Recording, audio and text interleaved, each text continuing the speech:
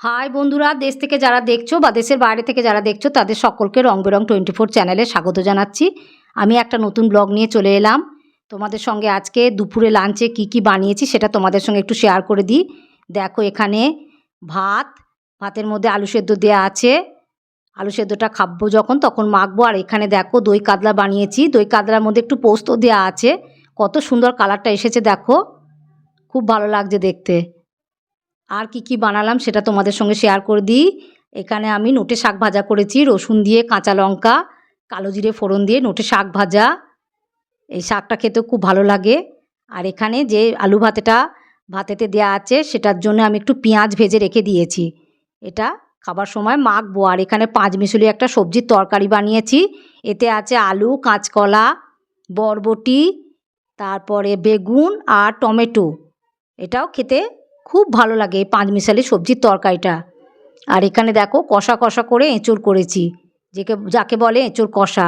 রসুন পেঁয়াজ দিয়ে, এতে আলু আমি দিইনি, রসুন আর পেঁয়াজ দিয়ে এঁচোড় কষা বানিয়েছি।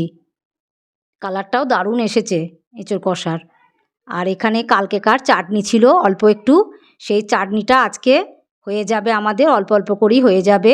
এই দেখো জেলি জেলি মতো একটু চাটনি, শেষ পাতে চাটনি খেতে দারুণ লাগে। আমের চাটনি গরমকালে খুব ভালো লাগে। আর রাত্রে আমি ডিনারে কি করব সেটা তোমাদের সঙ্গে একটু শেয়ার করে দেব। খুব সহজ পদ্ধতিতে আলুর পরোটা বানাবো, সেটা তোমরা ব্লগটা দেখতে থাকো। এই দেখো আমি আটা ময়দা মিশিয়ে মেখে রেখে দিয়েছি, কত নরম হয়ে গেছে দেখো। এটা এখন কিছুক্ষণ রেস্টে থাকুক। আর কি করছি সেটা তোমাদের সঙ্গে একটু শেয়ার করে দিই, কি দেবো পরোটাতে। এখানে দেখো কড়াইতে আমি তেল বসিয়ে দিয়েছি।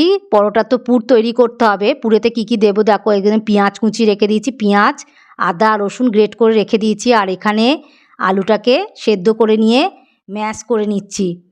এই সেদ্ধ আলুটাকে পুর তৈরি করব, আলু পরোটার পুর তৈরি করব। খুব সহজ পদ্ধতি। আর পুরের মধ্যে কি দেবো সেটাও তোমরা দেখতে থাকো। এই ফাঁকে আমি দেখো সিমইয়ের পায়েসটা আগেই করে রেখে দিয়েছিলাম। সিমইয়ের পায়েসটা কত সুন্দর হয়েছে, একবারে খাঁটি সর মতো হয়ে গেছে। সিমইয়ের পায়েস আর আলুর পরোটা আজকে রাত্রে ডিনার।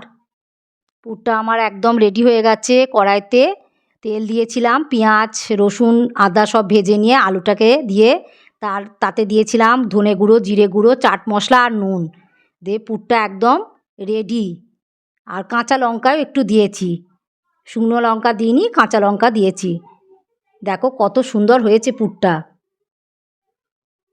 এই দেখো আমি নেচিগুলো সব করে নিয়েছি পরোটার। আর এখানে পুর ভরে এবারে পরোটাগুলো একে একে সব সেঁকে নেব। তোমরা দেখতে থাকো, তাহলেই বুঝতে পারবে। দেখো একটা তোমাদের সঙ্গে আলু পরোটা শেয়ার করে দিলাম, কত সুন্দর হয়েছে দেখো। একবারে পুরো মনে হচ্ছে একবারে দোকান রেস্টুরেন্টের মতো আলু পরোটা। এবার সব একে একে বানিয়ে নিই, দিয়ে আবার ফিরে আসছি। আমার সমস্ত পরোটাগুলো একে একে আমি বানিয়ে নিলাম। কত সুন্দর লাগছে দেখো। ডিনারে আমার আলুর পরোটা আর সিমইয়ের পায়েস। আলু পরোটা তো শুধুই খাওয়া যায়, সস দিয়ে সবাই খেয়ে নেবে। আলুর পরোটা আর সিমইয়ের পায়েস। কেমন লাগলো ডিনারটা তোমরা অতি অবশ্যই জানাবে। তোমরাও সহজ পদ্ধতিতে আলু পরোটা বানিয়ে নিতে পারো। তোমরা ব্লগটা ভালো লাগলে লাইক করো, শেয়ার করো, সাবস্ক্রাইব করো।